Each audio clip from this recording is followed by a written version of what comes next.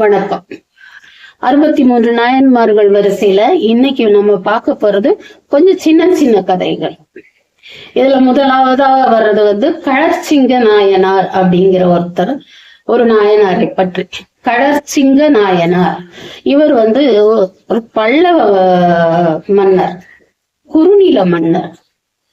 பெரிய அரசாட்சிக்கு கீழே சின்னதொரு நாட்டை ஆண்டுகிட்டு வர்ற குறுநில மன்னர். இவர் வைகாசி பரணியில அவதரிச்சவர்.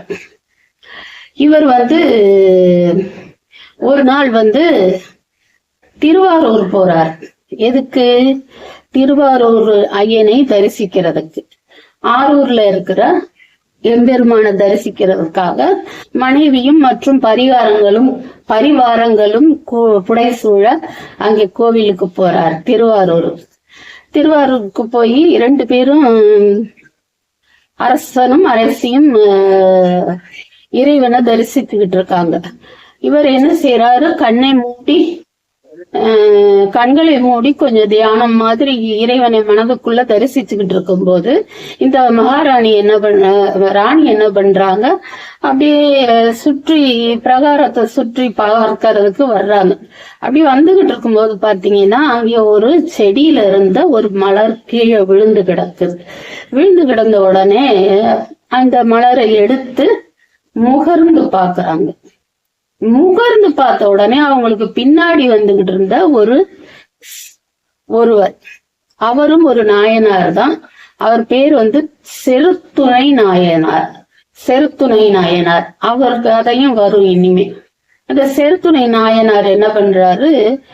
இறைவனுக்கு சொந்தமான எதையும் நாம உபயோகப்படுத்தக்கூடாது, இறைவனுக்கு சாத்த வேண்டிய மலரை எடுத்து முகர்ந்து பாக்குறது குற்றம் அப்படின்னுட்டு டக்குன்னு அவங்களுடைய மூக்க வெட்டிடுறார். மூக்க வெட்டினதும் ராணி கீழே விழுந்துடுறாங்க, சத்தம் போடுறாங்க, அழறாங்க வழியினால. உடனே அரசர் என்ன செய்யறாரு? அரசரும் மற்றவர்களும் வேகமா ஓடி வர்றாங்க.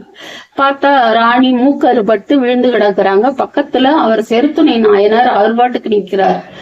நின்னதும் அப்போ அவரை பார்க்கும்போது தெரியுது அவர் ஒரு சிவனடியாருன்னு சொல்லிட்டு.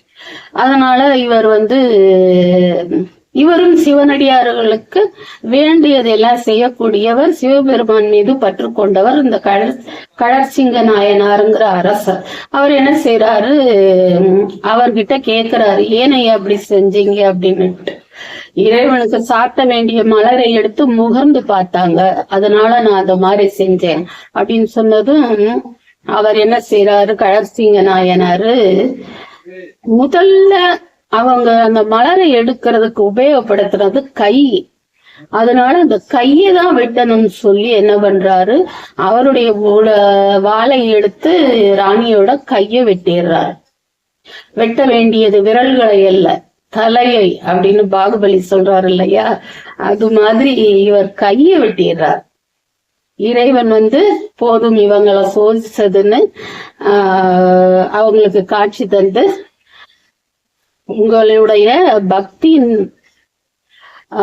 பக்தியுடைய ஆழத்தை உலகத்துக்கு அறியப்படுத்தவே நான் இந்த மாதிரி செய்தேன், ஒன்றும் பயப்பட வேணான்னு சொல்லி ராணிக்கு முன் போலவே கையும் மூக்கும் இருக்கிற மாதிரி எழுந்திருக்க வைக்கிறாரு. அப்புறம் நீங்க இன்னும் பல காலம் அரசாட்சி செய்து சிவ தொண்டுகளும் செய்து எங்களை அடையுங்க அப்படின்னு சொல்லிட்டு மறைஞ்சு போயிடுறாரு. இதுதான் கழற்சிங்க நாயனாருடைய கதை. இன்னொரு கதை என்னன்னு பாத்தீங்கன்னா, மன்னனானாலும் மக்களானாலும் 2 பேருக்குமே நீதி ஒன்றுதாங்கிறத நிரூபிச்சது அந்த கழற்சிங்க நாயனாருடைய கதை. இது இன்னொரு கதை கலிய நாயனார் கதை. இவர் தொண்டை மண்டலத்தை சேர்ந்த திருவொற்றியூருங்கிற ஊர்ல அவதரிச்சவர்.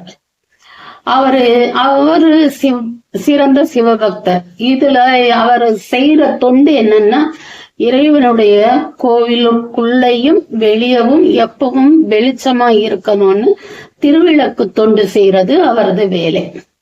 திருவிளக்கு தொண்டுன்னா அந்த அவருடைய செலவுலையே வந்து எண்ணெய் வாங்கி கொடுக்கறது, அதுக்கு மற்ற இன்னும் என்னென்ன இந்த திருவிளக்கு எரிய தேவையோ நெய் இந்த மாதிரி கொடுக்கறது, அந்த மாதிரி இருந்திருக்கார். இவரும் கொஞ்சம் செல்வந்தர் தான். வணிகர் குலத்தை சேர்ந்தவர், செக்காட்டக்கூடிய வணிகர் குலத்தை சேர்ந்தவர். இவர் வந்து திருவிளக்கு தொண்டு செய்துகிட்டு இருக்கும் போது இவருடைய பெருமையும் உலக அறிய செய்யறதுக்கு பெருமானார் திருவுளம் கொண்டு என்ன செய்யறாரு, இவருடைய செல்வங்கள் படிப்படியா குறைய வைக்கிறார். இப்படி குறைய வச்சுட்டு அவருக்கு செல்வங்கள்லாம் செல்வங்கள்னா என்ன, 16 பேருங்கிறாங்க, அதெல்லாம் தான் செல்வங்கள். அந்த 16 பேர்கள் செல்வங்கள், அதுல இதுவும் இருக்குது. வீடு மனை இந்த மாதிரி இவருக்கு நிறைய பசுக்கள் வயல் இந்த மாதிரி இருந்திருக்கும். இதுல எல்லாமே கரைஞ்சு போயிருது. கடைசியில வீட்டையும் வித்து அதையும் காலி பண்ணிடுறாரு. அப்புறம் வந்து கூலிக்கு செக்காட்ட போறாரு. கூலிக்கு செக்காட்ட போனா கொஞ்ச நாள் போறாரு. அதுக்கப்புறம் வந்து செக்காட்டுறது இப்போ வந்து இயந்திரங்களால ஆட்டப்படுது. முன்னாடி மாடுகளை வைத்துதான் பின்னாடி போய் அந்த உரலும் உலக்கையும் சுழல்ற மாதிரி மாடுகளை சுற்றி சுற்றி வருவாங்க. அந்த மாதிரி கூலிக்கு போறாரு. அப்புறம் வந்து வயதுல இளையவர்கள் எல்லாம் அந்த வேலைக்கு வந்துடுறாங்க. இளையவர்கள்னா கொஞ்சம் அதிகமா நல்லா வேலை செய்வாங்க. அதனால இவரை கூலிக்கு அமர்த்துறதுக்கு யாரும் கூப்பிடல. இப்படி போனதுனால என்ன பண்ணிடுறாரு, தன்னுடைய மனைவியை வந்து அழைச்சுக்கிட்டு நகரத்துக்கு போறார். அங்க போய் தன்னுடைய மனைவியை விலை பேசுறார். எதுக்கு? சிவபெருமானுடைய கோவில்ல விளக்கெறியறதுக்கு தன்னுடைய மனைவியை விலை பேசுறாரு. ஆனா வாங்க ஒருத்தரும் இல்லை. இதுக்கு முன்னாடி அவர் வந்து கொஞ்சம் அவருடைய மரபுல வந்தவங்க, அவருடைய சொந்தக்காரர்கள் கொடுத்த எண்ணெய் எல்லாம் கூட வாங்கி அவர் விளக்கெரிச்சிருக்காரு. அதுக்கப்புறம் ஒருத்தரும் கொடுக்காததுனால அதுதான் பக்தியின் உச்சங்கிறார். இன்னொருத்தர் கொடுக்கறத வாங்கி விளக்கு எரிக்கிறாரு. ஆனா அவங்க கொஞ்ச நாள் கொடுக்குறாங்க, அதுக்கப்புறம் கொடுக்க மாட்டாங்க. ஏன்னா அவங்களுக்கு அவங்க வாழ்க்கை முக்கியம், அவங்களுடைய காசு பணம் முக்கியம். அதாவது ஆத்துல போட்டாலும் அளந்து போடு, தனக்கு மிஞ்சிதான் தானம். இந்த இதுலதான் அப்படிலாம் இருக்கிறாங்கிறது தான் அந்த பழமொழி எல்லாம் சொன்னது. இருக்கணும் அப்படின்னு தான் அந்த பழமொழி எல்லாம் சொன்னது. இவர் வந்து அப்புறம் அவங்களும் கொடுக்காததுனால இவர் வந்து கூலிக்கு செக்காட்ட போறாரு. அதுக்கும் வழி இல்லை. அப்புறம் மனைவியை விலை பேசுறாரு. அவர் அதை அவங்களையும் வாங்குவார் இல்லை. அதனால விறுவிறுன்னு நேரா கோவிலுக்கு போறார். இறைவனுடைய திருவொற்றி கோவிலுக்கு போய் இறைவன் முன்னாடி நின்று கத்தியை எடுத்து என்னுடைய குருதியை கொண்டாவது விளக்கெரிப்பேன், அதாவது ரத்தத்தை கொண்டாவது விளக்கெரிப்பேன். இதுக்கு மேல நீ என்ன சோதிச்சு நான் உனக்கு செய்யற தொண்டுக்கு ஊறு வர செய்தினா நான் என்னுடைய குருதியை கொண்டாவது விளக்கெரிப்பேன்னு அப்படி கத்தில கொஞ்சம் அறுத்துறார். உடனே இறைவனாரது திருக்கரம் வந்து அவர் கையை பிடிச்சு தடுத்துறது. உங்களுடைய பெருமையை உலகறிய செய்யறதுக்கு தான் இப்படி செஞ்சேன் அப்படின்னு சொல்லி, நீங்க இங்க பூமியில வாழ்ந்தது போதும், கைலாய பதவியை வந்து அடைங்கன்னு சொல்லிட்டு அவருக்கு முக்தி அளிச்சுட்டு போயிடுறார். இது ஒரு கதை. இவர் வந்து ஆடி மாசம் கேட்டை நட்சத்திரத்துல அவதரிச்சிருக்காரு. அந்த நாள்ல அங்க அவருக்கு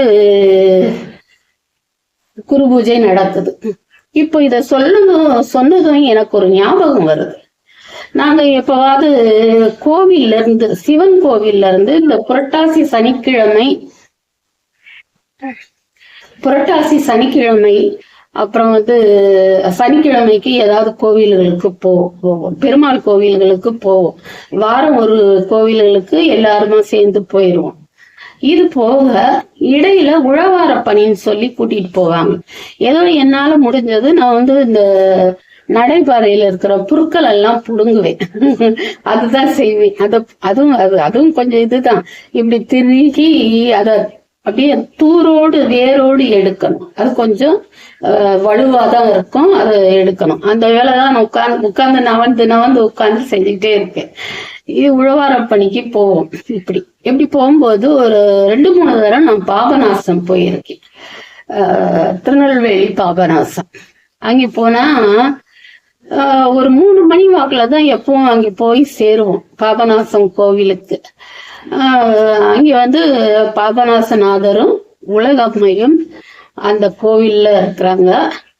நாங்க போகும்போது விடியற் காலம் 3 மணி இருக்கும். நட திறந்திருக்காது. கொஞ்சம் ஒரு தின்ன மாதிரி உயரமா இடம் இருக்கும்.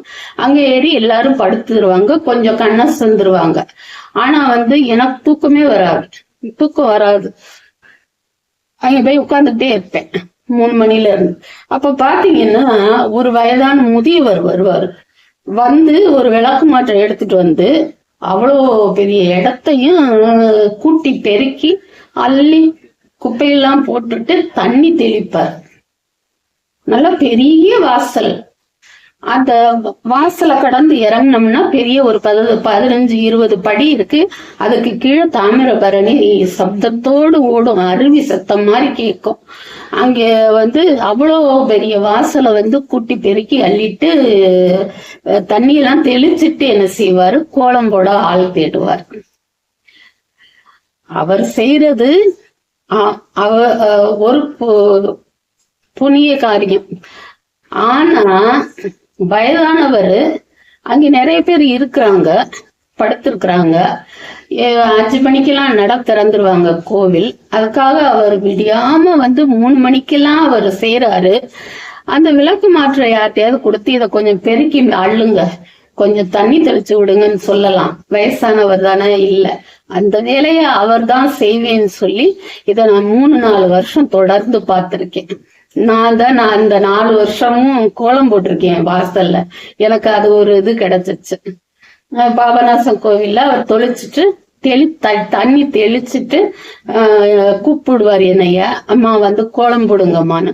முதல் தரம் போனப்ப கையாலேயே போட்டேன். அப்புறம் அடுத்த வருஷம் அதுக்கான உபகரணங்கள் எல்லாம் எடுத்துட்டு போயிட்டேன். நான் கலர் பொடி கொடுப்பார். நிறைய டப்பாக்கள்ல கலர் பொடி கொடுப்பார்.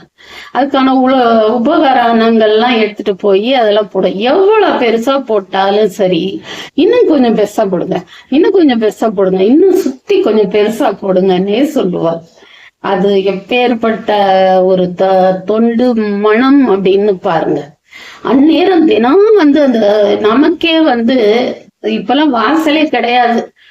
இத்தனையோண்டு மாடியில இத்தனையோண்டு இடம் இருக்கும். அதுல சும்மா மாப்பை போட்டு ஒரு சின்ன கோலம் போட கூட மாச்சப்பட்டு ஒரு ஸ்டிக்கரை வாங்கி ஒட்டி வச்சிடுறாங்க.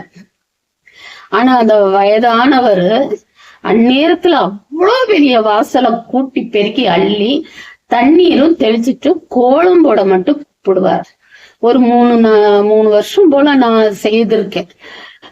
எப்படா கூப்பிடுவாரு அப்படின்னு சொல்லிட்டு உட்கார்ந்துருப்பேன். ஆனா இறங்கி அதை கூட்டி பெருக்கிறதுக்கு நம்மால முடியாது.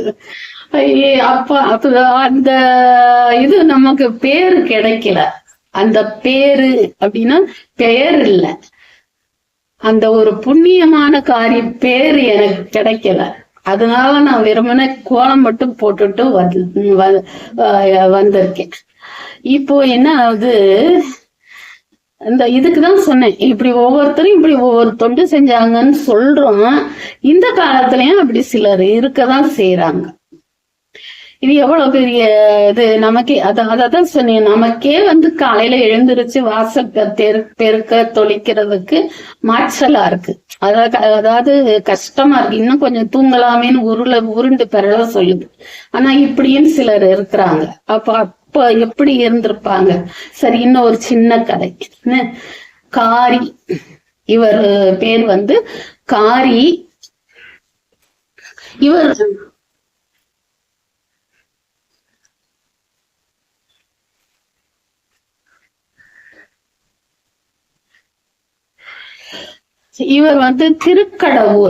திருக்கடவூர்னா அபிராமி அம்பாள் உரைகிற இடம். அபிராமி அந்தாதி எழுதின அபிராமி பட்டர் வாழ்ந்த ஊர். மாசி மாசம் பூராட நட்சத்திரத்துல அவதரிச்சவர். திருவொற்றியூர்ல இந்த காரிங்கிறவர் மாசி மாசம் பூராட நட்சத்திரத்துல அவதரிச்சவர். இவர் தமிழுக்கு நிறைய தொண்டு செய்றார், இறைவனையும் பாடுறார். அப்போ ஒரு நூல் எழுதுறார், அதாவது ஒரு புத்தகம் எழுதுறார். அதுக்கு காரி கோவை அப்படின்னு பேர் வச்சு சேர சோழ பாண்டியர்கள்கிட்ட கொண்டு போய் 3 பேர்கிட்டையுமே அங்கங்க போய் காமிக்கிறார். சேர சோழ பாண்டியர்களுக்கு புலமைக்கு மதிப்பு தந்த காலம் அது. அதனால அந்த அரசர்கள் என்ன பண்றாங்க, இவர் அந்த சொல் மட்டும் விளங்குது, பொருள் விளங்காது. அப்ப அந்த பொருளையும் எடுத்து சொல்றது. இப்ப சிவபெருமான் இந்த கூந்தலை நாயனாருடைய கதையை நாளைக்கு பார்க்கலாம். இந்த பதிவு பார்த்தது